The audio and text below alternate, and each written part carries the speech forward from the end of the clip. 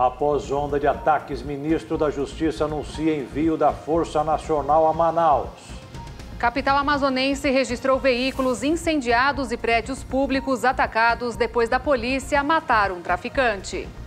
Anvisa pede mais informações sobre Butanvac para liberar testes em humanos. Brasil supera a marca de 75 milhões de doses de vacinas anti-Covid aplicadas até agora. Mesmo com a autorização de importação das vacinas russa e indiana, ainda há muitas dúvidas sobre os imunizantes. Apesar de situação ainda delicada, cidades começam a suspender restrições na Índia. Bilionário Jeff Bezos anuncia que voará para o espaço em foguete da sua própria empresa. Reviravolta na CBF. Com Caboclo afastado, jogadores da seleção brasileira decidem disputar a Copa América.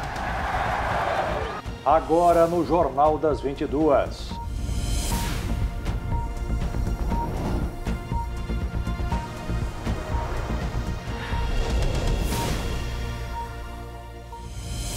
Olá, boa noite. Boa noite. O ministro da Justiça, Anderson Torres, informou há pouco em uma rede social ter autorizado o envio de tropas da Força Nacional de Segurança a Manaus. A capital do Amazonas enfrenta uma onda de ataques. Mais cedo, o governador do estado, Wilson Lima, revelou ter pedido apoio do governo federal depois da cidade registrar momentos de terror com a morte de um traficante. Muito tiro agora aqui no centro de Manaus, aqui próximo ao porto, muito tiro. O pessoal da Polícia Militar aqui. Muito tiro, muito tiro. Tem gente atirando aí. Acabaram de tacar fogo no OBS aqui na frente de casa, mano. Que parada sinistra. Acabaram de efetuar aqui, ó. Disparo na 24ª na base. Pelo menos 31 pessoas foram presas pela polícia do Amazonas após ataques violentos em Manaus e no interior. Segundo o governo, 14 ônibus e 2 viaturas foram incendiadas. Uma ambulância do SAMU também foi interceptada pelos criminosos. Comércios, delegacias e carros particulares também foram incendiados. Inclusive, o veículo de um PM foi queimado nesta segunda-feira. 17 ocorrências foram registradas na madrugada de sábado pelo Corpo de Bombeiros do Estado. Poucas horas depois, pessoas que participaram diretamente dos ataques foram presas. 14 prisões já foram realizadas, das quais 13 foram de pessoas que estavam envolvidas diretamente no cometimento dos ilícitos, que se deslocariam para, inclusive, cometer novos atos de vandalismo. Além disso, um dos cabeças, dos mandantes, também já está sem conta preso. Um comitê de crise foi instalado para lidar com a situação e apurar os crimes das últimas 48 horas. Nesta segunda-feira, os ônibus não saíram às ruas de Manaus. Escolas públicas e particulares suspenderam as aulas e até a vacinação contra a Covid-19 foi afetada. O policiamento e a fiscalização foram reforçados. Ao longo do dia, a PM fez rondas e abordagens no centro e na periferia da capital. 40 barreiras foram montadas em pontos estratégicos da cidade. O objetivo é esse, vistoriar os carros para verificar se não estão levando combustível ou alguma arma de fogo. E um dos objetivos, determinação do governador Wilson Lima, é que essas ações da polícia vá para o interior do estado, inclusive. Essa ação que nós estamos fazendo aqui na ponte sobre o Rio Negro visa isso, impedir que meliantes se desloquem para os municípios da região metropolitana e lá cometam essas ações. O governador do estado, Wilson Lima, disse que conversou com o ministro-chefe da Casa Civil, general Luiz Eduardo Ramos, para tratar da situação da segurança no estado. O governador também pediu apoio do governo federal para o envio da Força Nacional. A expectativa da Secretaria de Segurança Pública do estado é que o reforço chegue nesta terça-feira. A Secretaria Nacional de Segurança Pública está avaliando, junto com a sua equipe, quais são os policiais e quantos policiais podem mandar para cá, considerando que eles também têm outras missões em outros estados da federação. Mas vai ser disponibilizado o maior número possível que esteja em condições de vir para cá. Segundo a Secretaria de Segurança Pública do estado, os ataques começaram por represálias à morte de um traficante conhecido na região. E a ordem para começar a onda de terror teria saído de dentro de um dos presídios da capital. Quem for localizado dando essa ordem, será solicitada a transferência deles para o Presídio Federal. A Anvisa pediu mais informações sobre a vacina Butanvac antes de liberar novos testes com o imunizante do Instituto Butantan de São Paulo. O Instituto Paulista informou que recebeu o comunicado da Agência Nacional de Vigilância Sanitária, mas não deu prazo para cumprir a nova exigência. Esta foi a quarta vez que a Anvisa pediu mais esclarecimentos sobre a Butanvac, que poderá ser a primeira vacina 100% nacional, sem a necessidade da importação de matéria-prima da China. Mas a produção já começou antes mesmo do aval da agência regulatória do governo federal. Segundo o diretor do Butantan, Dimas Covas, 6 milhões de doses já estariam prontas. Para conseguir a Butanvac, os técnicos utilizam ovo de galinha, com a mesma técnica de outras vacinas, como a que combate a gripe humana. De cada ovo é possível extrair material para 2 imunizações. A atividade continua, mas sem a palavra da Anvisa, o medicamento não poderá chegar à população. Segundo a agência, a documentação que falta é sobre a análise da qualidade da vacina, que é o 17º projeto de uma vacina contra a Covid-19 completamente nacional. Seguimos agora com informações e números de vacinação no Brasil contra a Covid-19. Nos primeiros 142 dias de campanha, do dia 17 de janeiro até hoje, 7 de junho, o Brasil aplicou 73.446.700 doses, segundo informações coletadas com as Secretarias de Saúde dos Estados e do Distrito Federal. O Rio de Janeiro e a Fiocruz vão vacinar a população da ilha de Paquetá, na capital fluminense, para um estudo sobre Covid-19. A previsão é que todos os moradores com mais de 18 anos sejam vacinados no dia 20.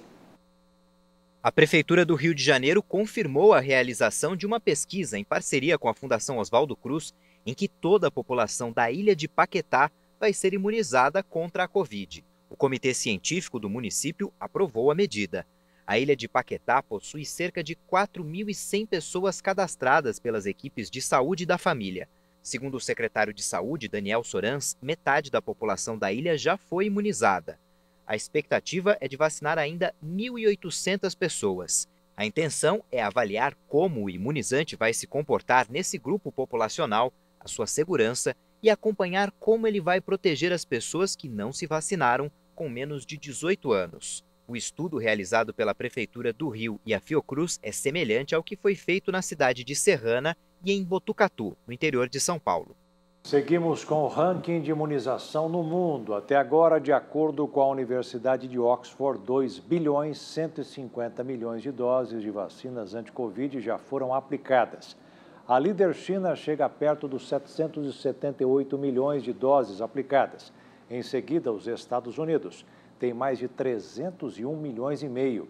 Na terceira colocação, com mais de 228 milhões, está a Índia. O Brasil segue na quarta posição e hoje se aproxima dos 73 milhões e meio de doses aplicadas. E fechando o ranking dos 5+, o Reino Unido, que praticamente tem 68 milhões de doses até agora.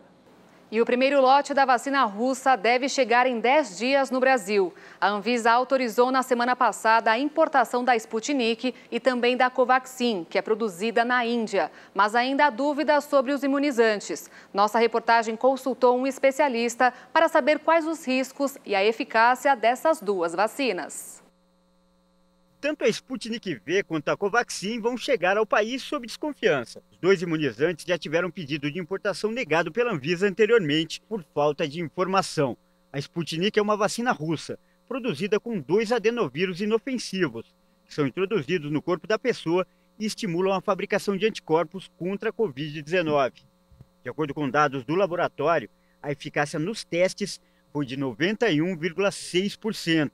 O imunizante já foi aceito em pelo menos 67 países. Já a Covaxin foi desenvolvida na Índia e é feita com vírus mortos, incapazes de contaminar uma pessoa, mas que também estimulam a produção de anticorpos. A eficácia, de acordo com dados do fabricante, é de 78% e o imunizante já está sendo usado em pelo menos 9 países. São duas tecnologias já conhecidas que estão sendo utilizadas nessas duas vacinas. A AstraZeneca e a Oxford utilizam também adenovírus. A Sputnik, ela utiliza esses dois adenovírus diferentes, é uma estratégia um pouquinho diferente que visa promover uma maior imunogenicidade. O que é isso? Quando a pessoa toma a vacina, espera-se que a resposta imune seja maior na produção de anticorpos quando utilizado um tipo só de adenovírus. Porque quanto mais estranho o organismo humano reconhece aquela vacina, maior será a produção de anticorpos. E essa estratégia da Sputnik V é bem interessante, porque ela utiliza dois adenovírus diferentes, um pouquinho diferente da vacina da AstraZeneca, que utiliza um adenovírus só.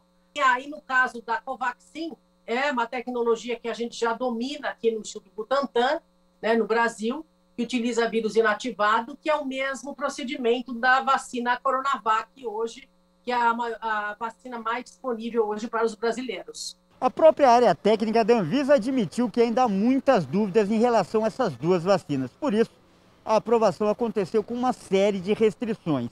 E, em resumo, apenas pessoas saudáveis e adultas poderão receber esses dois imunizantes. Gestantes, mulheres que pretendem engravidar no prazo de 1 ano e pessoas com doenças crônicas, entre outras, não poderão tomar. Os lotes desses dois imunizantes que chegarem ao Brasil ainda terão de ser vistoriados pela Anvisa antes da distribuição. E caso não estejam de acordo com as normas estabelecidas pela agência, a autorização pode até ser cancelada.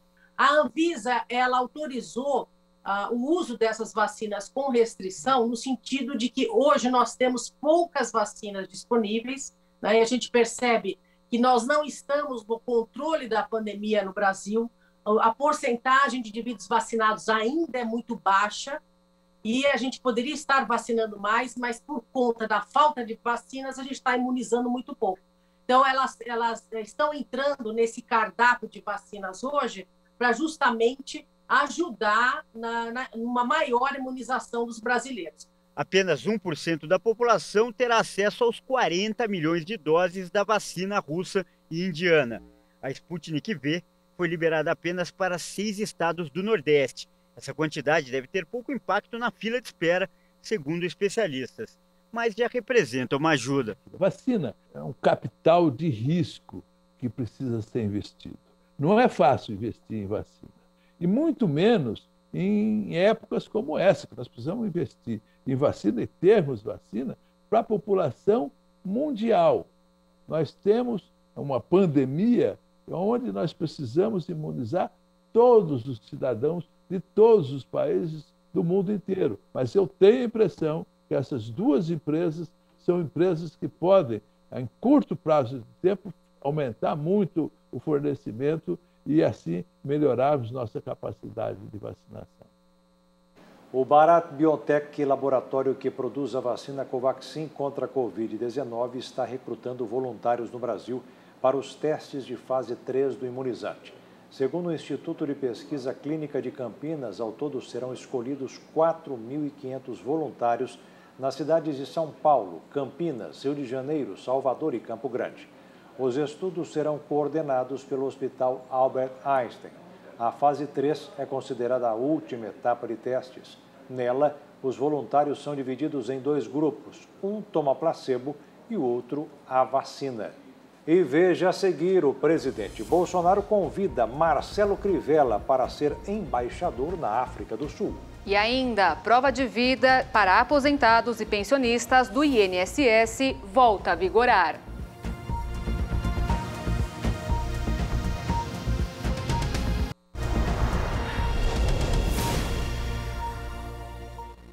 Após 1 ano e 3 meses suspensa, a prova de vida para aposentados e pensionistas do INSS voltou a vigorar em 1º de junho.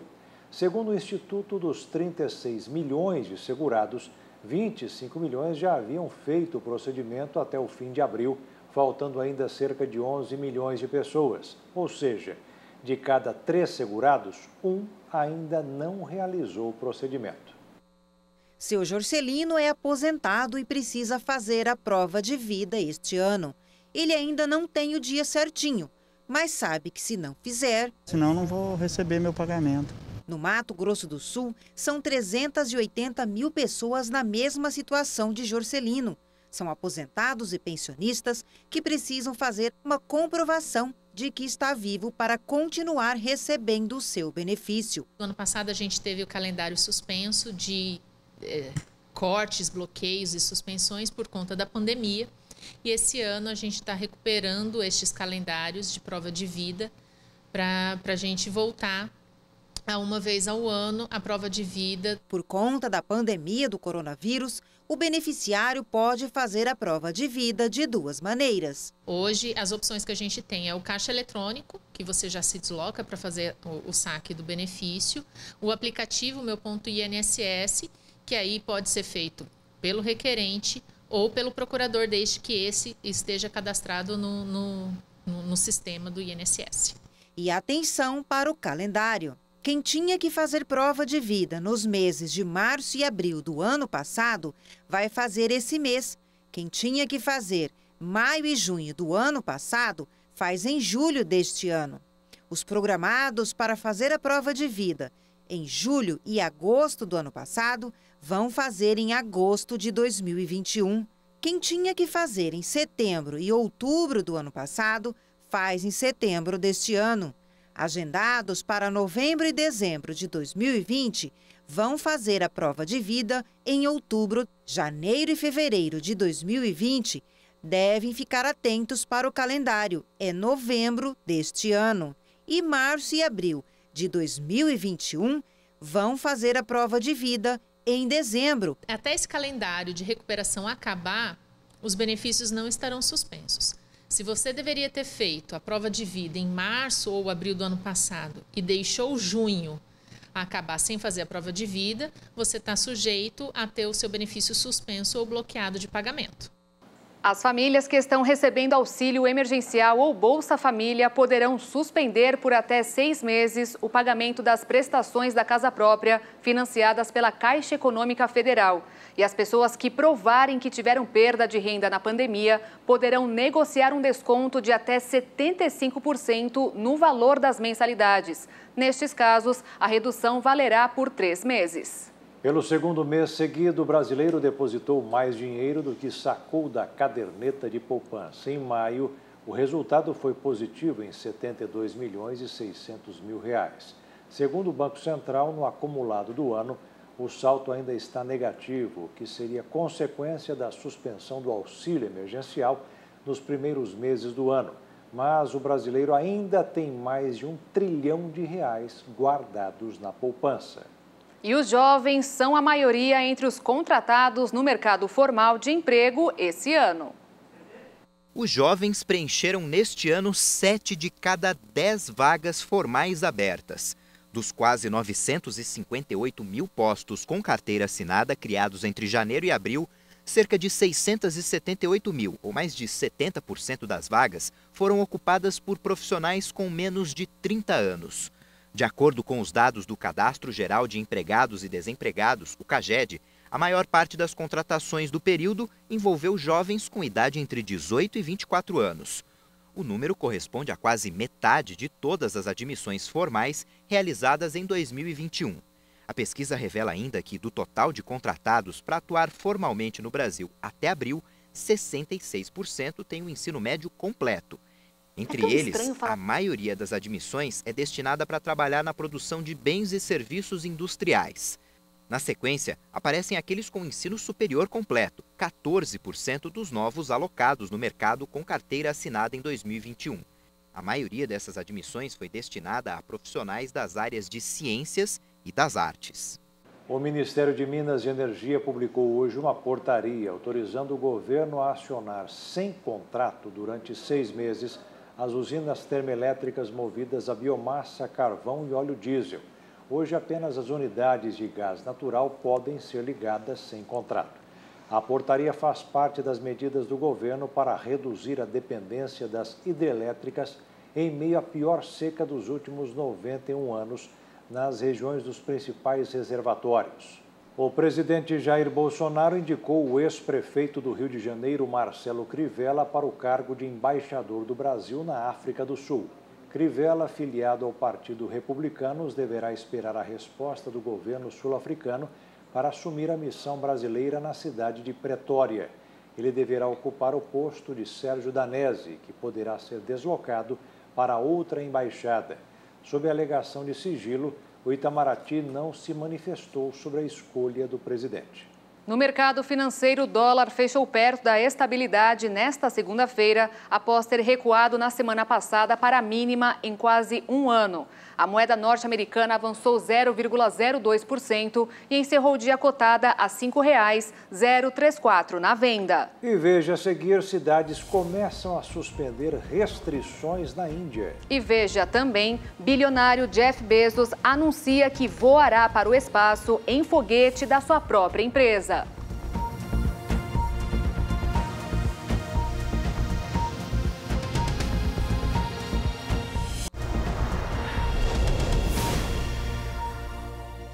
Semana cheia na CPI da pandemia. Amanhã, o ministro da Saúde, Marcelo Queiroga, será ouvido novamente pelos senadores. De Brasília, Jaqueline Fonseca tem as informações. Os depoimentos na CPI da pandemia começam essa semana com a reconvocação do ministro da Saúde, Marcelo Queiroga. Mas antes, pelo menos 24 requerimentos de convocações e quebra de sigilos devem ser votados. Entre os pedidos, há uma solicitação de convocação para o deputado federal e ex-ministro Osmar Terra. A sessão está marcada para começar às 9 da manhã desta terça-feira e deve durar o dia inteiro, já que os senadores têm muitos questionamentos ao ministro da Saúde, a ponto de terem convocado ele novamente. Na quarta-feira, a CPI vai ouvir Elcio Franco, que integrava a equipe de Eduardo Pazuello no Ministério da Saúde. Na quinta, dia 10, o governador do Amazonas, Wilson Lima, será ouvido pelos senadores. Ele é o primeiro governador a depor na CPI da pandemia.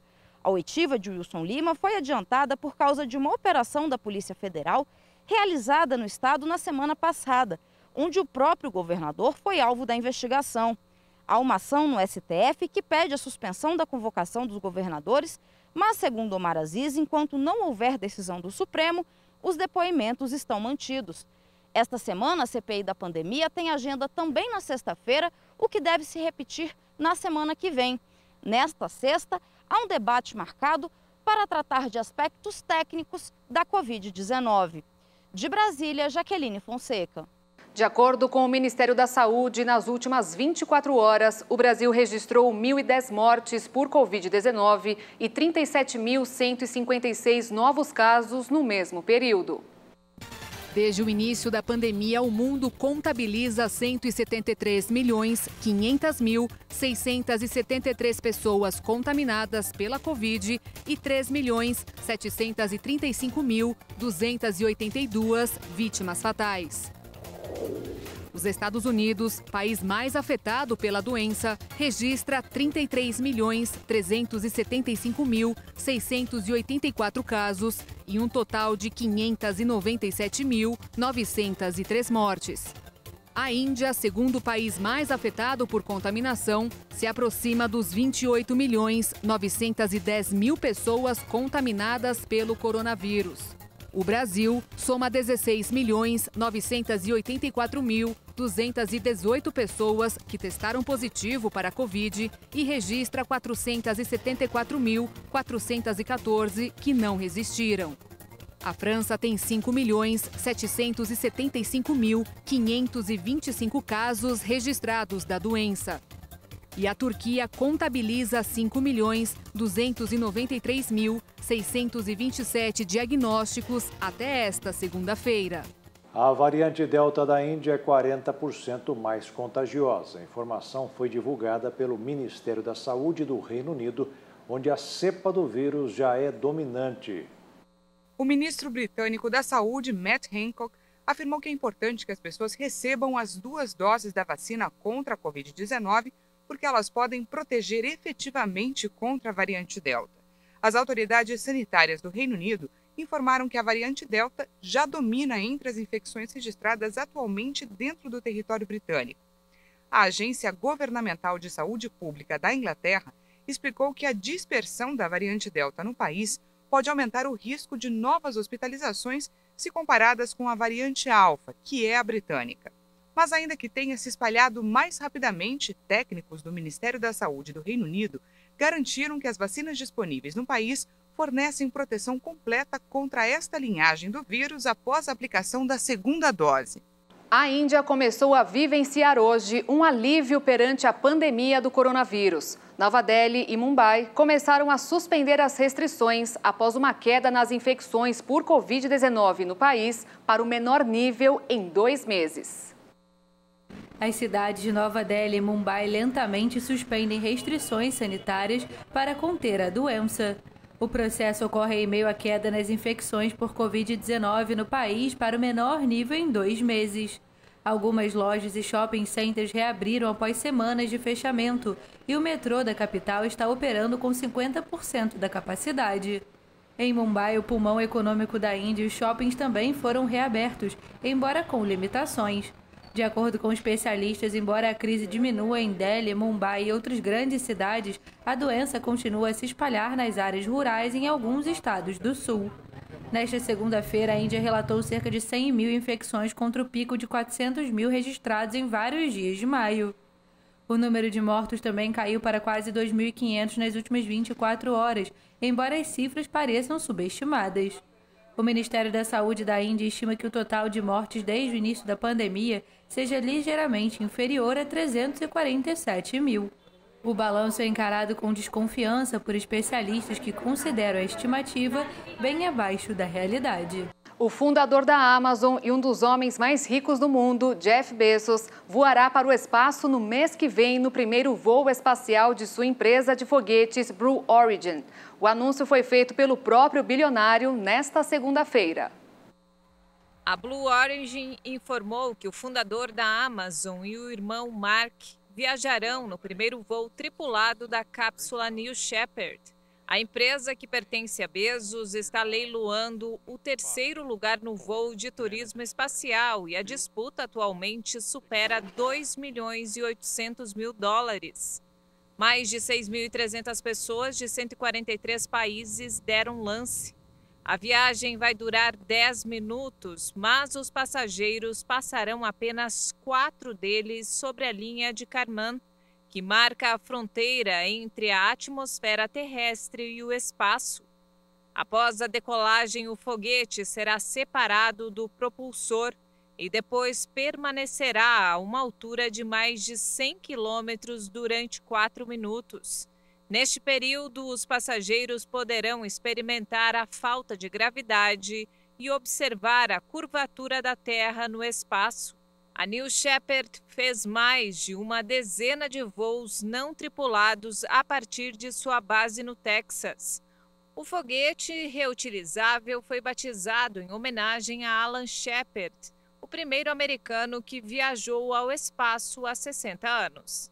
E veja a seguir a preparação da equipe médica brasileira que irá trabalhar nas Olimpíadas de Tóquio. E os jogadores da seleção brasileira de futebol decidem disputar a Copa América.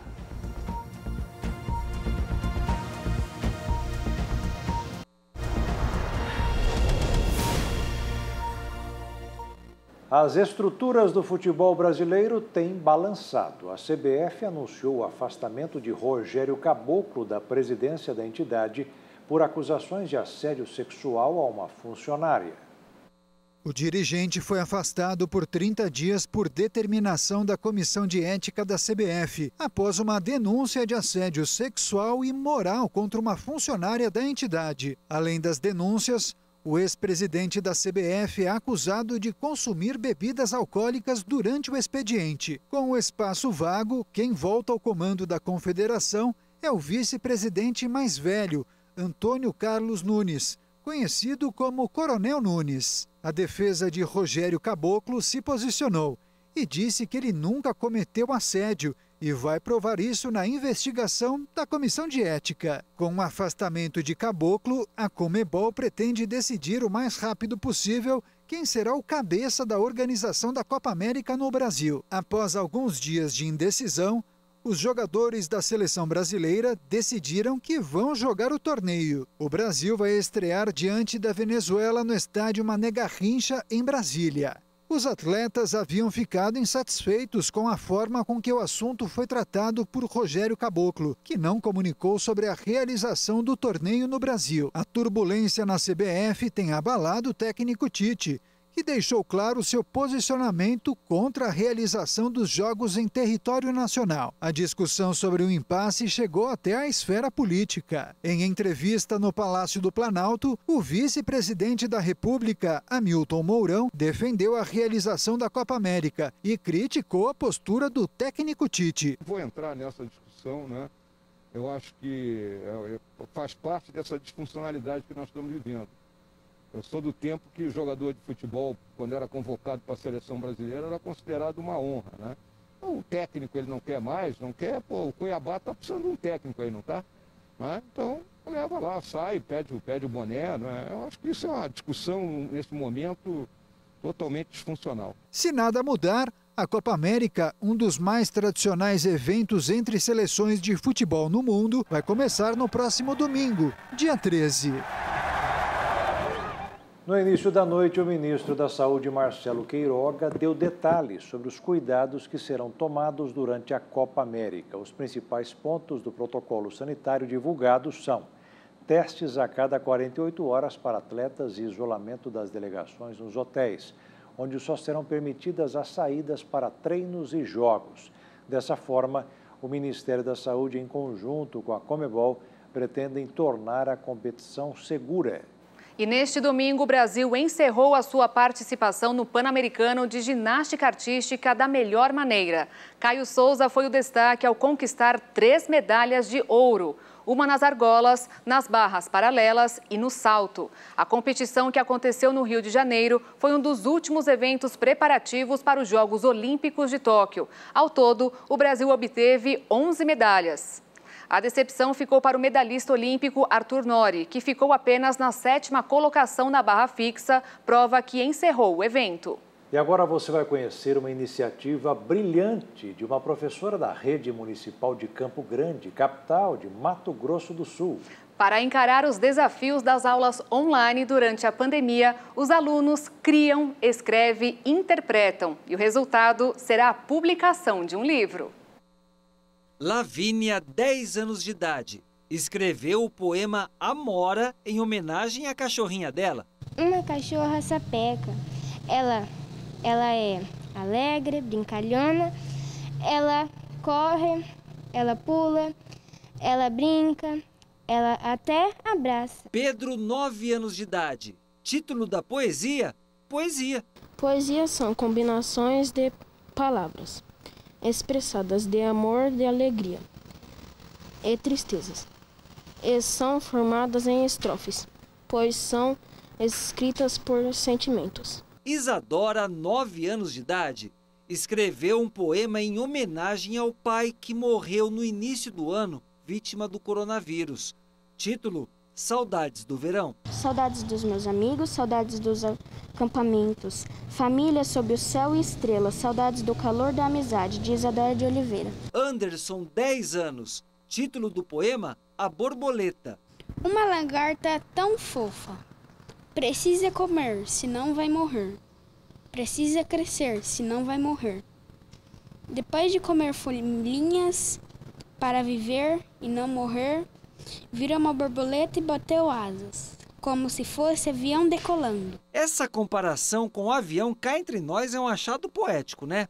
Muito bonito. Quem incentivou você a escrever, Anderson? Carmen Lúcia. Como o Anderson disse, a ideia surgiu com a professora Carmen Lúcia, da Escola Municipal Oliva Enciso, aqui no bairro Tiradentes, e teve a primeira fase, que foi no mês de março, você vai ver imagens agora, que foi o contato dos alunos da 5ª série com alguns escritores de Mato Grosso do Sul. Depois desse contato, veio a segunda fase, que é a elaboração dos poemas e também da prosa. E a terceira fase, qual que é? A terceira fase será a elaboração do livro deles em uma editora. Nós já temos até o momento 300 volumes já de livros já que vão ser lançados. Quando eles fazem a declaração do que esse projeto está fazendo com eles, e quando eu recebo o escrito deles, o poema, que eu vou trabalhar esse poema, vestir uma roupinha de festa nele, Eu fico encantada com cada um que eu leio. Agora vamos saber qual a transformação que esse projeto trouxe na vida desses alunos. Eu era muito tímida,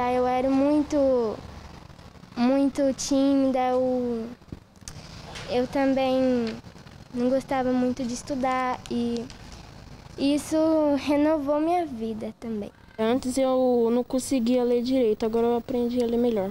Quando você escreve assim, o que acontece com a sua mente? Ela fica mais inteligente.